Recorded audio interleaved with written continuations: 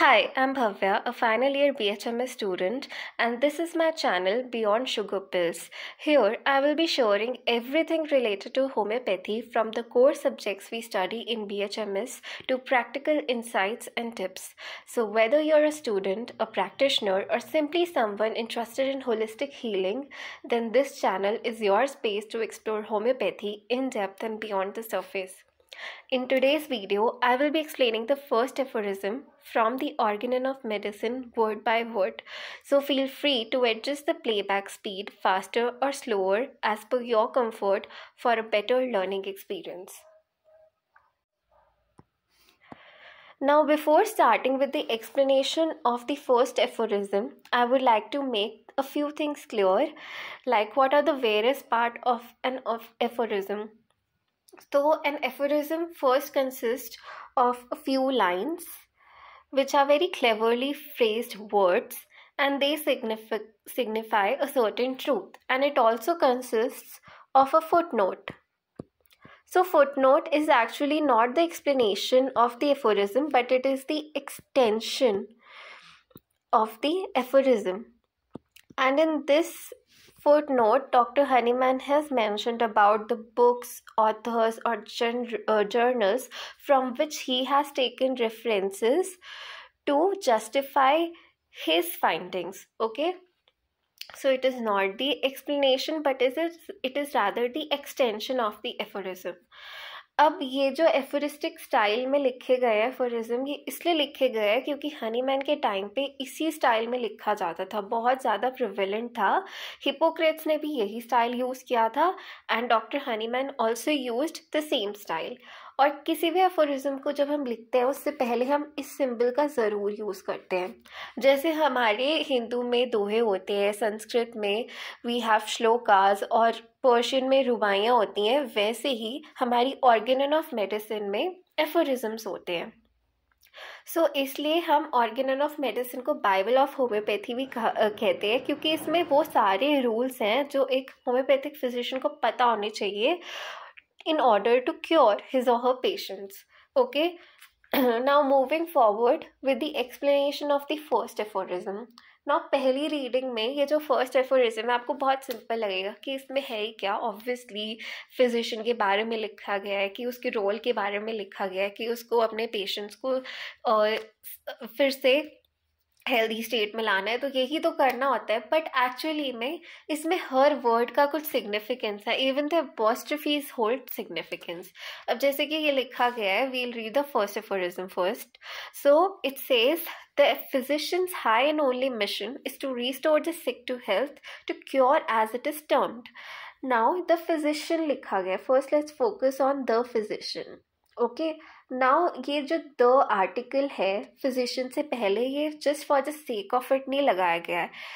हम द किसी के भी नाम से पहले कब लगाते हैं? जब we are referring to a specific person और a specific personality, somebody who is at a higher role और हायर अथॉरिटी. जैसे हम कहते हैं कि the Shahrukh Khan, the Salman Khan, the earth. Okay, in the same way physician is not also any ordinary person. He is somebody who is at a higher role. He is not only going to be diagnosing your disease कि आपको diabetes हो गया है, आपको hypertension हो गया है, आपको एलर्जिक राइनाइटिस है. Okay, he is also going to advise you. He is also going to heal you, and he is also going to be your prognostication. So he is playing multiple roles, and he is somebody who knows about the laws of nature and about the laws of cure. So that is why the article the is written before the word physician. Now ये जो term है physician, ये actually Greek word physis से आई है. Now physis means nature.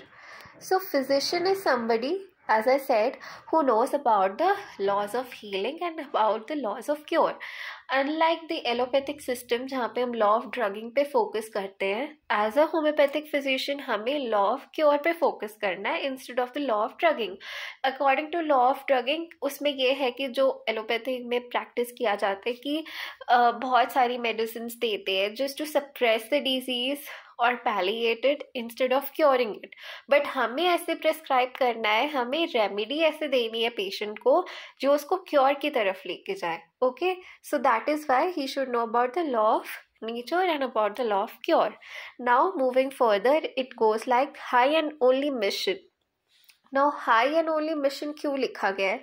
अब doctor Hahnemann ये मानते थे कि किसी को भी क्योर करना एक बहुत होली काम है, तो एक फिजिशियन की सारी एनर्जी उसी चीज़ में जानी चाहिए कि उसे अपने पेशेंट को क्योर कैसे करना है. उसे अपनी जो रोल है उसे सिर्फ एक ड्यूटी की तरह नहीं निभाना चाहिए, पर उसके अंदर एक पैशन होना चाहिए कि उसे अपने पेशेंट्स की लाइफ को सेव करना है और उन्हें क्योर करना है. नॉट जस्ट कि मैंने इस चीज़ की अब एजुकेशन ले ली है या ट्रेनिंग ली है तो मेरा ये तो काम ही है कि मुझे अपने पेशेंट्स को ठीक करना है, ऐसा नहीं. उसके अंदर एक पैशन होना चाहिए, एक इनर कॉलिंग होनी चाहिए कि नहीं मुझे ये करना है और उसे ठीक करना है मुझे. So that is why high and only is written. Now mission word जो है वो जर्मन में जो डॉक्टर हनीमैन ने लिखा था उसके लिए वर्ड बिरफ यूज़ हुआ था. ओके, सो ओरिजिनली जर्मन में इसके लिए वर्ड बिरफ यूज़ हुआ था and then it was translated by Dr. Ari Dudgeon into the word mission. आरी डडजन ने भी कब इसको ट्रांसलेट किया था? जब वो 5th edition of Organon of Medicine को ट्रांसलेट कर रहे थे उस टाइम पे, और डॉक्टर बोरिक जब 6th एडिशन को ट्रांसलेट कर रहे थे तब उन्होंने इसी वर्ड को यूज़ किया था सपोर्टिंग डॉक्टर आरी डडजन. सो इससे पहले, मतलब ये इम्पॉर्टेंट नहीं है but still competitive point of view से पूछ सकते हैं कि इससे पहले जो वर्ड बिरफ था उसको किस टर्म में किसने ट्रांसलेट किया था. सो सबसे पहले डॉक्टर सी विजलहॉफ ने इसको ट्रांसलेट किया था into the word calling and doctor C.A. Baldwin supported him. C.A. Baldwin supported his view. Then Dr. C. Wheeler translated it into the word aim. Then finally Dr. R.D. Dudgeon ने इसको mission में translate किया था. Okay, so I hope this is clear till now. And mission word इसलिए उन्होंने use किया था because it is very strong word. It comes with a fixed mission, एक एम इसमें पता चलता है. So that is why mission word को यूज़ किया गया है. ठीक है, is to restore the sick to health. अब हम बोल रहे कि is to restore the sick to health. अब कोई भी इंसान हम देखें तो क्यों बीमार पड़ता है? पहले हम ये कंसिडर करते हैं कि कोई भी इंसान जब हेल्दी स्टेट में होता है तो उसकी जो वाइटल फोर्स है वो एक हार्मोनियस स्टेट में काम कर रही होती है. ठीक है, जितने भी फंक्शंस हैं फिजियोलॉजिकल साइकोलॉजिकल वो एक हार्मोनियस स्टेट में होता है. But whenever an individual falls sick it is not his particular part that is sick, it is the whole individual that is sick. So that is why the word sick is used.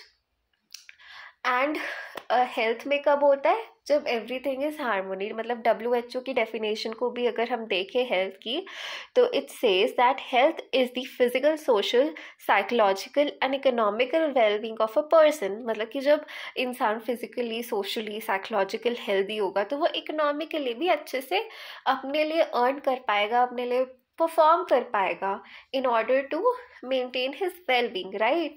So that is what we are saying here कि जो एक physician है उसका ये mission होना चाहिए कि उसको हेल्दी स्टेट में वापस से सिक इंडिविजुअल को रीस्टोर करना है, मतलब उसकी प्रीवियस हेल्दी स्टेट.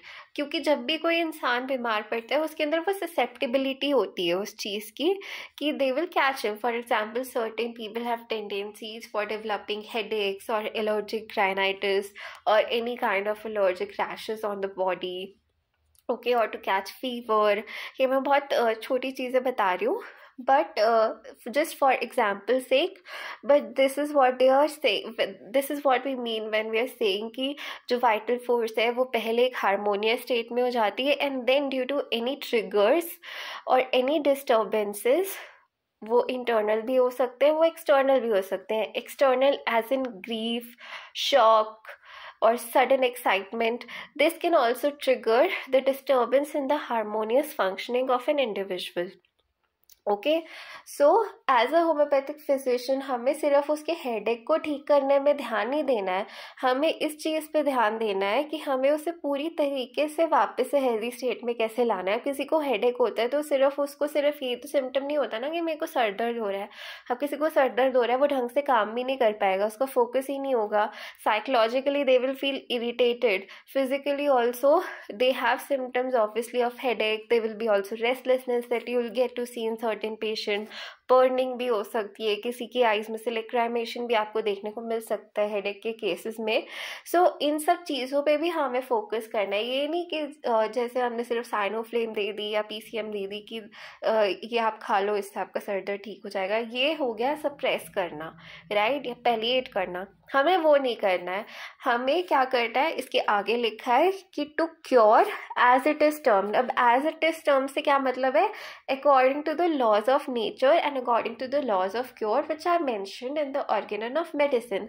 तो हमें वही फिक्स्ड लॉज फॉलो करके एक पेशेंट को क्योर में वापस से लेके जाना है according to Hering's law of cure, जो हम आगे पढ़ेंगे कि क्या है Hering's law of cure. So this is the explanation of the aphorism. Now I will be moving forward to the footnote of this aphorism. Now footnote में एक term लिखा गया है थियोरेटिक मेडिसिन। नाउ ये थियोरेटिक मेडिसिन वाला पार्ट समझने के लिए you will have to think from Hahnemann's point of view. उनके टाइम पे जो प्रैक्टिसेस चल रही थी उन चीज़ों के हिसाब से you will have to think कि क्या है थ्योरेटिक मेडिसिन। अब उस टाइम पे क्या होता था ना, सिर्फ इसी बात पे फोकस होता था कि किसी को ये डिजीज़ हो गई तो कैसे हुई, उसके कॉज के पीछे ही सब फोकस करते थे, पर कोई भी क्योर पे फोकस नहीं करा जा रहा था। और बहुत सारी थ्योरीज थी उस टाइम पे, जैसे कि ब्लैक बाइल वाली थ्योरी, या इस इंसान के अंदर कोई आत्मा आ गई है, और हर एक रिलीजन की अपनी अलग थ्योरीज होने लगी थी। ग्रीक सिस्टम की अलग, इजिप्शियन की अलग, हमारे हिंदुइज्म में अलग से थ्योरीज होती थी, और यही सब ना पेशेंट्स को बताई जाती थी। But when a patient is coming to you, he is not looking for these theories, he is looking for cure. अब उसको क्या लगता था, इस एफोरिज्म में जो लिखा गया है दैट कि यही सब बातें जो थ्योरीज उस टाइम पे रोज़ बनती थी और रोज़ वो डिसमिस होती थी कि नहीं ये इतनी परफेक्ट नहीं है, और भी रीजंस है जिसकी वजह से पीपल आर फॉलिंग सिक, यही सारी थ्योरीज पेशेंट को भी समझाई जा रही थी कि आपको ये प्रॉब्लम हो रही है तो वो इस वजह से हो रही है या उस वजह से हो रही है। और जो सिक पेशेंट है वो तो उसको इन्होंने लिखा है इग्नोरेंट, मतलब कि उसको तो इन सब चीज़ों के बारे में नहीं पता ना, उसको तो ये लगेगा कि मैं डॉक्टर के पास गया हूँ, he somebody who is very learned, वो मुझे बता रहा है, तो he will instead of feeling better he will feel more anxious कि ये मुझे क्या हो गया, and he will ultimately feel helpless. तो ये प्रैक्टिसेस बहुत ज़्यादा चल रही थी उस टाइम पे, और हनीमैन ने इन थ्योरीज को डिसमिस करते हुए ये कहा है कि हमें पेशेंट को थियोरेटिक मेडिसिन नहीं फीड करनी है, हमें इस चीज़ पे फोकस करना है कि हम उन्हें क्योर कैसे कर सके। ठीक है, मतलब आज के हिसाब से इफ़ यू विल सी, हमें थोड़ा बहुत तो पेशेंट को एक्सप्लेन करना पड़ता है कि आपको ये कैसे हो गया and all that. Now we have certain proofs also एक लिमिट तक कि ओके ये चीज़ें क्यों हुई हैं, बट उस टाइम पे मेजरली यही चीज़ हो जा रही थी और क्योर पे कोई फोकस नहीं कर रहा था। So he is urging all the physicians to stop such practices, और उन्होंने ये कहा है कि हमको पेशेंट्स को हेल्प करने पे भी फोकस करना चाहिए कि हम उन्हें क्योर कैसे करें।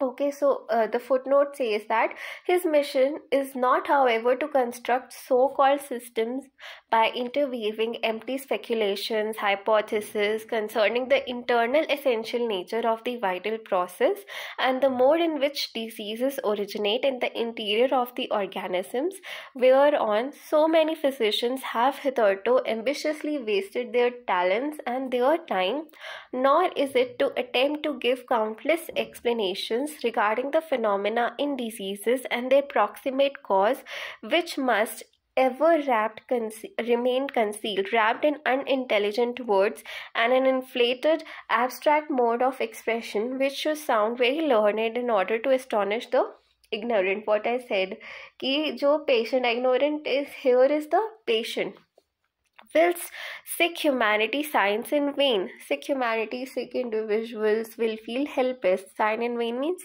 will feel helpless कि अब वो क्या करे. Of such learned reveries to which the name of theoretic medicine is given, for which special professorships are instituted, we have had quite enough, and it is now high time that all who call themselves physician should at length cease to deceive suffering mankind with mere talk and begin now instead for once to act, that is really to help and to cure. So what I explained, that is exactly what is written in the footnote. I hope कि आप लोगों को ये समझ आएगा. Now if you will ask me about the important questions, तो वो ये है कि पहले तो ये आता है कि सबसे ज़्यादा 2 marks में कि write the first aphorism, and you have to write it word by word as it is, the same words. You have to also mention this symbol before the number of the aphorism. It is very very important to write it in the same manner. ये सारे full stops apostrophes भी as it is आपको लिखने होते हैं. So 2 marks में ये आ सकता है. फिर ये word mission के बारे में पूछ सकते हैं कि किसने ट्रांसलेट किया था. एंड देन फाइनली जो सबसे इम्पॉर्टेंट है वो है कि जो थियोरेटिक मेडिसिन है वो कौन से एफोरिज्म के फुटनोट में मेंशन किया गया है. So that is actually mentioned in the footnote of the first aphorism. Okay, so अगर आपसे ये पूछा जाए कि फिजिशियन के मिशन के बारे में क्या कौन से एफोरिज्म में बोला गया है, so that is the first aphorism, that is the mission of the physician. So that was all about first aphorism. If you have any doubts or any question, you can write it to me down in the comment section below and I'll make sure that I'll answer it. और अगर आपको किसी भी और topic पे चाहिए कि मैं वीडियोस बनाऊँ, then mention those also, and मैं कोशिश करूँगी कि मैं जल्दी से जल्दी उस पर वीडियोस अपलोड करूँ. And if you like this video, then please like this video, share it with your fellow classmates or homeopaths, and please subscribe to my channel. Thank you.